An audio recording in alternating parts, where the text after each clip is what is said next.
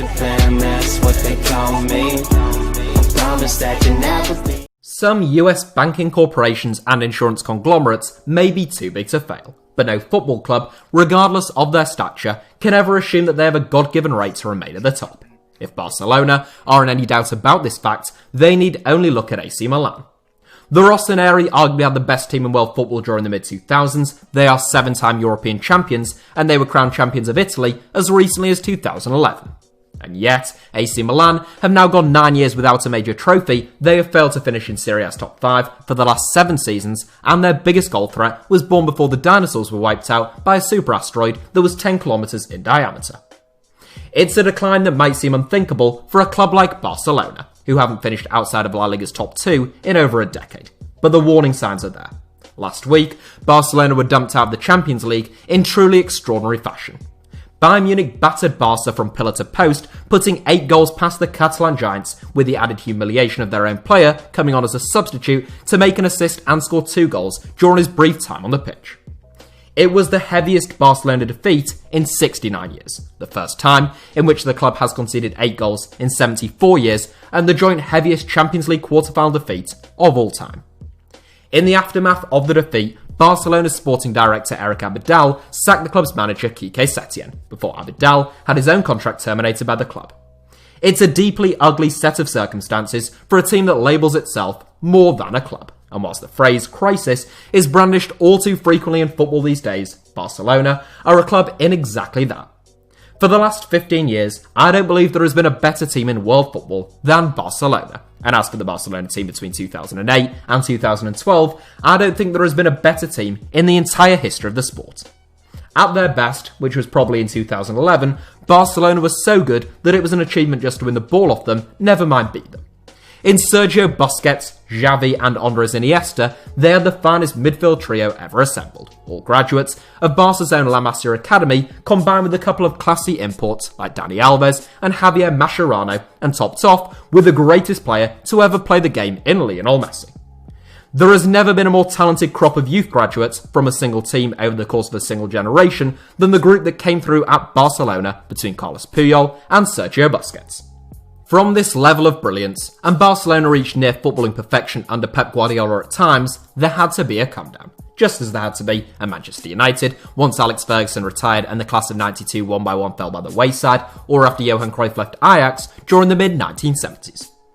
Whilst Barcelona went from being a very good team that was turned into a great team by Lionel Messi from 2007 to 2017, for the last 3 years, they have been a fairly mediocre team, just about still clinging on to being a very good team, thanks almost solely to Lionel Messi. As such, it has been clear as day to pundits, players and supporters alike that once Messi's powers wane or the Argentine hangs up his boots, Barcelona are going to be in real trouble. The problem for Barcelona is that this steep decline is occurring even whilst Messi is still at the club.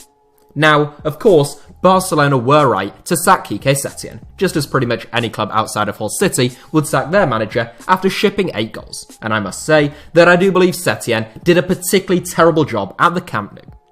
Barca may be a world away from the team that they were 8 or 9 years ago, but they still have some very talented footballers, from Ter Stegen between the sticks, to Busquets and De Jong in midfield, and a still very sharp Luis Suarez up front. Quite why you would play 4-4-2 with the players at Barcelona's disposal against Bayern Munich of all teams appears to be straight out of the Mike Bassett handbook, and I'm not quite sure what the former Betis boss was thinking. Setien is gone now though, and Barcelona must look ahead, so that is what we'll do too. The man who Barcelona have selected to replace Quique Setien, who I suspect will have been confirmed as their new boss by the time this video comes out, is former centre-back Ronald Koeman. Barcelona's recruitment has been wretched in recent years, although not quite as wretched as Ronald Koeman's dealings during his time in charge of Everton, which was his last job within the club game. Koeman's only previous managerial experience in Spain came with Valencia, who he guided to a 10th place finish, the club's worst performance in La Liga in more than 10 years.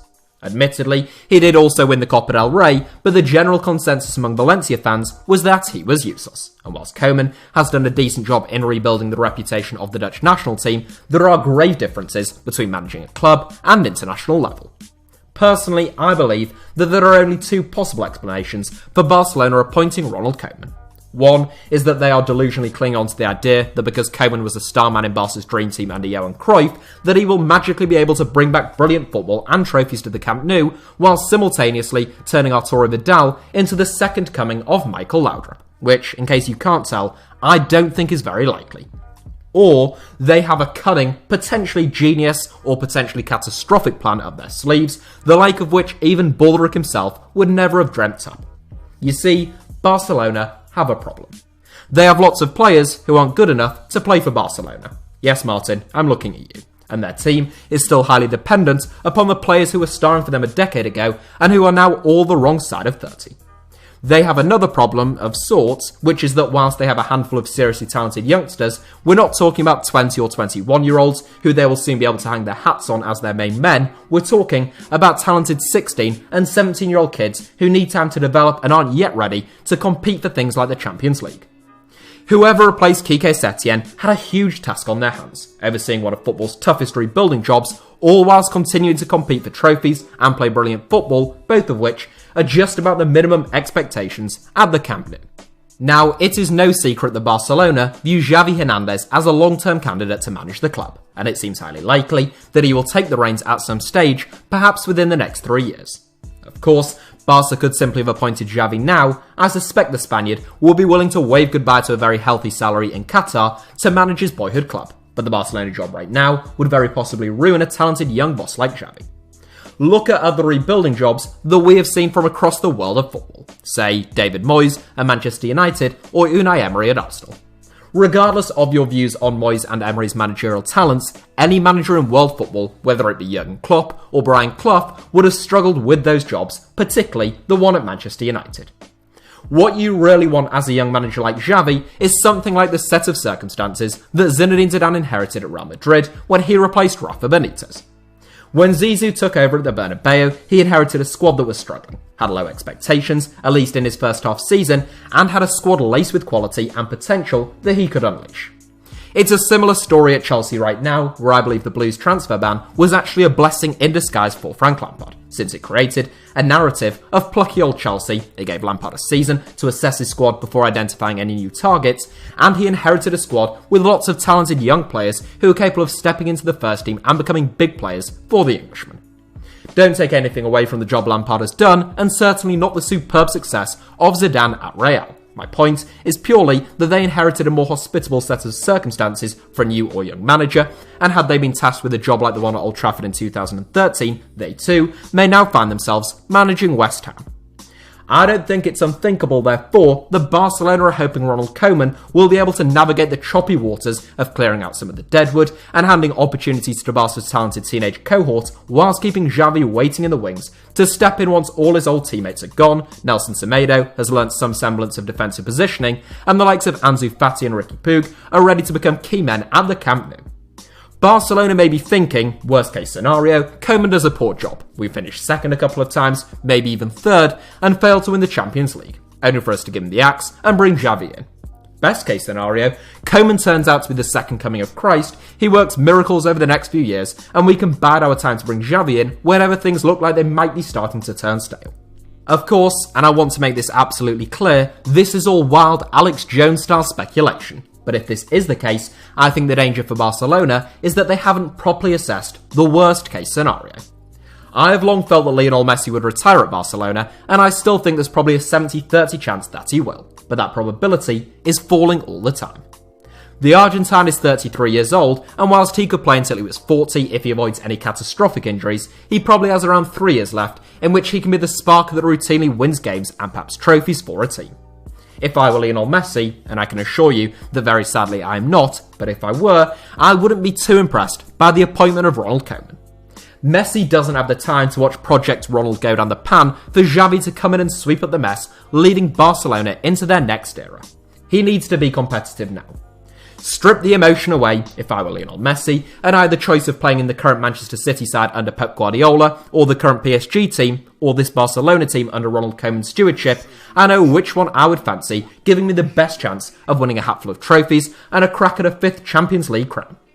If Messi were to leave Barcelona, bearing in mind that it looks quite likely that Luis Suarez and others will also depart, Barcelona are a real shell of a team. You cannot really exaggerate how reliant they have been on Messi over the last couple of years, and whilst it might help Antoine Griezmann become the main man, a Messi-less Barcelona look no stronger than Atletico Madrid or Sevilla as far as I'm concerned. The risk, therefore, is that Ronald Koeman doesn't oversee a slightly underwhelming transition period, but a potentially devastating decline that sees Barcelona fall in the same way AC Milan have over the last 10 years.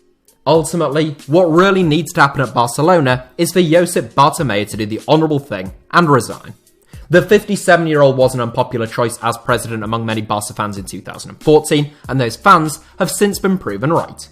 Simply put, Bartomeu is incompetent, and in just 6 years, he has taken Barcelona from the summit of the European game to being a continental embarrassment who couldn't even beat a far from inspiring Real Madrid team to the La Liga title, which has been Barca's meat and drink over the last 10 to 12 years. One thing people often underestimate is Lionel Messi's extraordinary loyalty and commitment to Barcelona. The Argentine has blue and maroon blood coursing through his veins, and even though Barcelona seem a long way off winning the Champions League under any presidency right now, if Bartomeu were to leave, I'm near certain that Messi would stay and look to play his part in Barca's transition, even at the sacrifice of trophies and individual accolades. For Barcelona then, the choice is simple in many respects, between their greatest ever player and quite possibly their worst ever president. I know what I would do. So that's it for today's video. Thank you all for watching, and I hope you enjoyed it. Make sure to hit the like button if you did. Let me know your thoughts on what this summer and both the short to long-term future holds for Barcelona down below in the comments, and feel free to subscribe to HITC7s if you'd like to see more videos by yours truly in the future. That's what they call me. I promise that you never be.